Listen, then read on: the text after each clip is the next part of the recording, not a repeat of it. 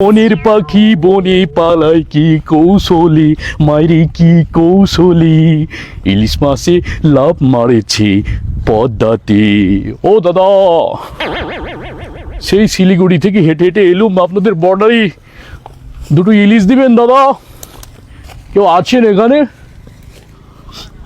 ওপার থেকে কি সুন্দর ইলিশের গন্ধ আসছে মায়েরি, আমার একদম নাক দিয়ে গন্ধটা ঢুকে পেটের ভিতর গিয়ে মোচামুচি শুরু করে দিয়েছে। দাদা কেউ আছেন? দুটো ইলিশ দিবেন দাদা? ও দাদা কেউ আছেন গো? আরে ওপারে কে? দাদা ও নরেন দাদা। দাদা আর বলবেন না, মরে গেলুম দাদা, মরে গেলুম। সেই শিলিগুড়ি থেকে হাঁটতে হাঁটতে আপনাদের বর্ডারে এলুম, এবার একটাও ইলিশ পাইনি দাদা। দিদিতে এবার এসে দাদার সঙ্গে ঠিকই বিন্দাস চিল মারছে, আর আমরা তো না খেয়ে মরছি। আমাকে দুটো ইলিশ দিবেন, আর এই যে আমের গন্ধ আসছে ম ম করে, এবার তো দিদিও নেই যে কাঁঠাল দিবে।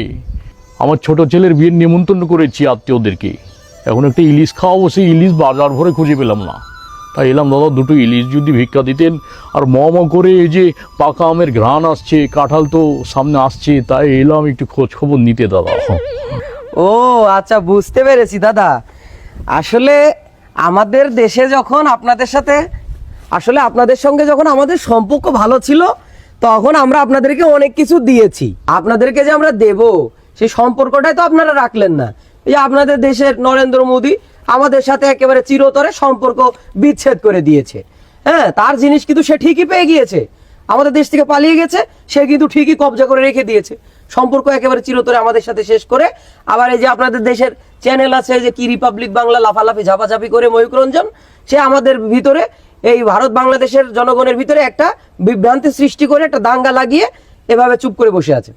আপনাদের সাথে তো আমাদের কোনো কালেই সম্পর্ক খারাপ নয়, ভারত তো আমাদের শত্রু না, আপনারা আমাদের শত্রু না, শত্রুতা লাগিয়েছে তৃতীয় পক্ষরা। এখন আমরা কিভাবে আপনাদেরকে ইলিশ দেবো বলুন দাদা? কাঁঠাল দিয়েছি, আমের সময় হাড়ি ভাঙা আম দিয়েছি, আর আমাদের পদ্মার ইলিশ তো আপনাদের বিভিন্ন অনুষ্ঠানে পূজার সময় তো আমরা দিয়েছি মন মন টোন টোন, কিন্তু আপনারা তো সম্পর্কটাই নষ্ট করে দিলেন, সম্পর্ক তো রাখলেনই না। তাই এখন আমরা কিভাবে আপনাদেরকে ইলিশ আম দেবো বলুন দাদা? কি আর বলবো দাদা, সালাম মোদি তোর গোষ্ঠী। এই চুপ করুন না, বলতে যাচ্ছি যে মোদি তোর গোষ্ঠী থেকে কেউ আম টাম খায় না নাকি, এটাই বলতে চেয়েছিল। ও আচ্ছা, আমি এবার উল্টোটা বুঝে ফেলছিলাম তো। এখন উল্টো সিধে বুঝে কি হবে বলুন দাদা, এটা তো রাজনৈতিক ব্যাপার, তারা তাদের মতো রাজনীতি করে বেড়াক। আমি প্রতিবেশী হিসেবে আসলাম আপনার কাছে, আমাকে যদি দুটো ইলিশ আর দুটো আম আর কাঁঠালের সময় কয়েকটা কাঁঠাল দিন, তাহলেই আমি খুশি দাদা। আপনাদের সঙ্গে আমাদের একটা ভালো সম্পর্ক থাকলো। সমস্যা নেই দাদা, আপনাদেরকে আমরা মন প্রান্তে ভালোবাসি প্রথম থেকে, আপনাদের সাথে আমাদের কোনো দ্বন্দ্ব নেই।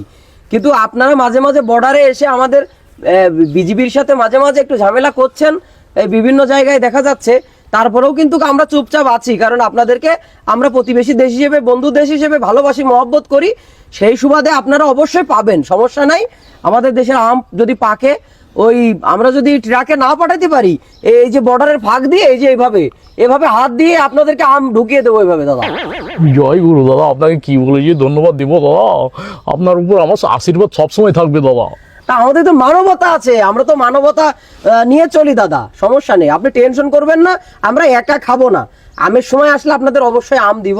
ইলিশের সময় যখন ইলিশ বেশি ধরা পড়বে, অবশ্যই আপনাদেরকে ওই ট্রাকে না দিতে পারলো বর্ডারের ফাঁক দিয়ে এভাবে চেলে দিব, এবার চেলে দিব।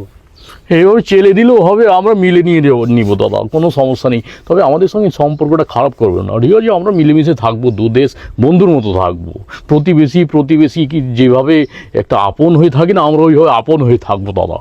আপনাদেরকে কিন্তু আমরা পুজোর সময় নিমন্ত্রণ করবো, আপনার দিদিদের সময় আমরা আসবো, এইভাবে আমাদের একটা প্রতিবেশী সম্পর্ক ঠিক থাকবে দাদা, বুঝলেন?